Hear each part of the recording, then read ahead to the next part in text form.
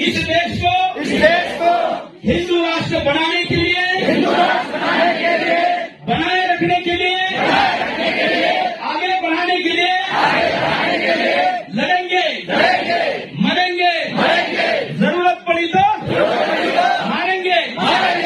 मुसलमानों को मारने के लिए तलवार की आवश्यकता नहीं होगी। शस्त्र कम से कम 1 लाख रुपए वाला तुम्हारे पास होना चाहिए। मैं मनमोहन सिंह के छाती में कि रक्षा बिना शस्त्रों के नहीं होती है। मैं एक विशेष रूप से देख रहा हूं कि संविधान बनवा के लाया हूं, ये अपने संत समाज के लिए लाया हूं। जेनोसाइड या नस्लकुशी क्या है? किसी मुल्क या कौम के लोगों की एक बड़ी तादाद को कत्ल करना ताकि उस मुल्क या कौम को तबाह बर्बाद किया जा सके, इसे नस्लकुशी कहा जाता है। ऐसी नस्लकुशी दुनिया के मुख्तलिफ मुल्कों में पहले की जा चुकी है। हम उनमें से कुछ पर यहाँ बात करेंगे और फिर आखिर में इस बात पर भी चर्चा करेंगे कि जहां भी ऐसी किसी नस्लकुशी का खतरा हो तो वहां इसको रोकने के लिए क्या कुछ किया जा सकता है। जर्मनी नस्लकुशी, इसे होलोकॉस्ट भी कहा जाता है। हिटलर के राज में जर्मनी में 60 लाख से ज्यादा लोगों, खास तौर से यहूदियों को खत्म करने की बड़ी प्लानिंग की गई। पहले धीरे धीरे यहूदियों को पब्लिक लाइफ से दूर किया गया, उनके खिलाफ सैकड़ों कानून बनाए गए और उन्हें बदनाम करने का प्रोपेगेंडा चलाया गया। फिर नाजी पार्टी ने जर्मनी भर में यहूदियों पर सिलसिलेवार हमले करवाए, जिसमें यहूदियों का बेइंतहा जानी व माली नुकसान हुआ। 1994 की रवांडा नस्लकुशी, रवांडा के 2 नस्ली गिरोहों हुटू और टुत्सू की आपसी कशमकश ही रवांडा नस्लकुशी का सबब बनी। जब हुटू, जो अक्सरियत में थे, हुकूमत उनके हाथों में आई तो उन्होंने टुत्सियों के साथ बहुत ज्यादा भेदभाव शुरू कर दिया, जो आगे चलकर नस्लकुशी में बदल गया, जिसमें 8 लाख टुत्सियों को कत्ल कर दिया गया। बोस्निया नस्लकुशी, अप्रैल 1992 में सर्बिया ने बोस्नियाई मुसलमानों के खिलाफ बड़े पैमाने पर नस्ली सफाई की कार्रवाई शुरू की। सर्बियाई फौज ने औरतों और छोटी उम्र की लड़कियों के साथ गैंग रेप किया और मर्दों को कत्ल किया। सर्ब फौज कैंपों से लोगों को उठाकर ले जाते और उन्हें गोलियों से भून देते। ये सिलसिला 3 साल तक चलता रहा, जिसमें 1 लाख से ज्यादा लोगों को दर्दनाक मौत दे दी गई।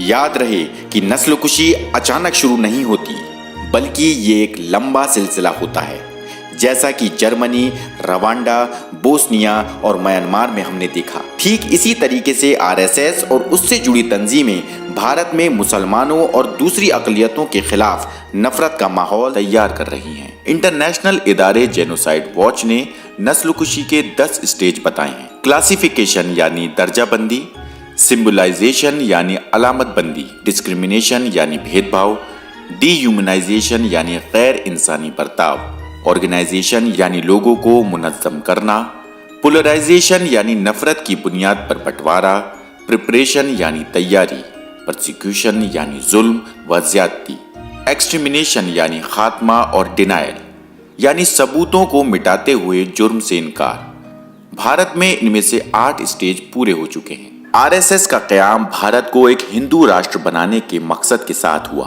आरएसएस के बानी हिटलर और नाज़िज़्म की तारीफ करते हैं और उन्होंने बड़ी चालाकी से भारतीयता को हिंदू कल्चर का नाम दे दिया। हिंदू कल्चर को फॉलो ना करने वाली आबादी यानी मुसलमानों, ईसाइयों और कम्युनिस्टों को आरएसएस ने विदेशी का नाम दिया। आरएसएस ने उन्हें अंदरूनी दुश्मन करार दिया। अपने क़याम के वक्त से ही आरएसएस इस पर काम कर रहा है। हिंदुत्व ताकतों ने भारत में कई मुस्लिम व ईसाई मुखालिफ कत्लेआम किए, जो नस्लकुशी की एक शक्ल है, जिसका एक खूनी मंजर 2002 की गुजरात नस्लकुशी में देखा गया। गुजरात में संघ परिवार के जरिए निकाली गई भीड़ ने हजारों मुसलमानों को कत्ल कर दिया।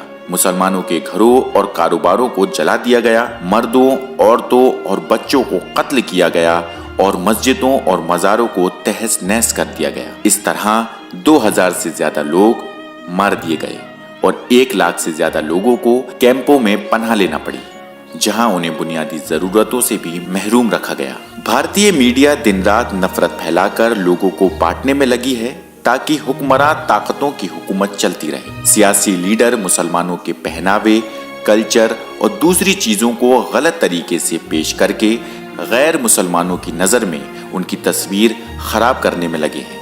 यहाँ तक कि होम मिनिस्टर और पीएम भी खुलेआम ऐसी बातें करते नजर आते हैं।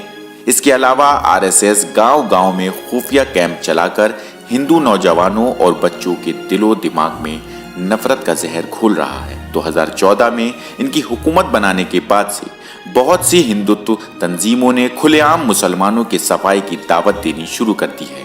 यहाँ तक कि आरएसएस, बीजेपी और बजरंग दल की तरफ से नौजवानों में हथियार भी बांटे जा रहे हैं। नस्लकुशी का माहौल बनाने के लिए धर्म संसद भी किए जा रहे हैं। जेनोसाइड वॉच के फाउंडर व डायरेक्टर ग्रेग स्टैंटन का कहना है कि भारत में नस्लकुशी की निशानियां देखी जा रही हैं। रवांडा नस्लकुशी के बारे में भी ग्रेगरी ने 5 साल पहले ही खबरदार कर दिया था। भारत के मौजूदा हालात में हमारी जिम्मेदारियां क्या बनती हैं ताकि हम अपने दस्तूरी हुकूक की हिफाजत कर सकें और एक इज्जत की जिंदगी जी सकें। हमारी तैयारियां क्या हैं? हमारी मुस्लिम जमातों और तंजीमों की क्या तैयारियां हैं? मस्जिद कमेटियां, उलमा और समाजी तंजीमें कितनी तैयार हैं? हमें ये सवाल खुद से पूछना चाहिए कि इन हालात के लिए हम कितने तैयार हैं। अगर हम ये जिम्मेदारी नहीं लेंगे तो हमारे हालात भी जर्मनी के यहूदियों, रवांडा के टुत्सियों, बोस्निया के मुसलमानों और म्यांमार के रोहिंग्या मुस्लिमों से अलग नहीं होंगे। अब सवाल ये है कि नस्लकुशी को रोका कैसे जाए? क्या हमने पूरी संजीदगी से हालात पर काबू पाने की जिम्मेदारी को कबूल किया है? भारत में नस्लकुशी को रोकने में हमारा क्या रोल होगा? पहली जिम्मेदारी खुद मजलूमों की है। इसमें समाज के हर तबके को अपना रोल अदा करना होगा। भारत के मौजूदा पस मंजर में हम ऐसी किसी भी नस्लकुशी को रोकने के लिए काफी कुछ कर सकते हैं। हर मौलाना, ट्रस्ट, इदारे, इंटेलेक्चुअल, प्रोफेशनल एनजीओ, मस्जिद कमेटी को नस्लकुशी को रोकने में अपनी जिम्मेदारी अदा करनी होगी। सबसे पहला काम अपने तमाम इख्तिलाफात को भुलाकर इस कॉमन खतरे के खिलाफ सबको मुत्तहिद होना होगा और तालीम, सियासत और माली एतबार से खुद को मजबूत करना होगा। इसके साथ ही सामाजी और सियासी मुद्दों में सरगर्मी और सही सोच के साथ हिस्सा लेना होगा। जमीनी हकीकतों को सही से समझना होगा क्योंकि हकीकत के इनकार से कुछ नहीं होने वाला। जमीनी सतह पर तहरीकें बनानी होंगी और नस्लकुशी की ताकतों के खिलाफ आवामी दिफा तैयार करनी होगी। समाज के उन सभी तबकों के बीच बड़े इत्तेहाद के लिए काम करना होगा जो नस्लकुशी की सियासत के खिलाफ है। हर तरफ से एकजुटता बनानी होगी। हेट क्राइम्स के वाकयात के खिलाफ रिकॉर्ड जमा करें, दस्तावेज बनाएं और कानूनी कार्रवाई करें। अगर ये तमाम काम करने में कामयाब रहे तो नस्लकुशी की कोशिशों को नाकाम बनाया जा सकता है और इसे कामयाबी के साथ रोका जा सकता है।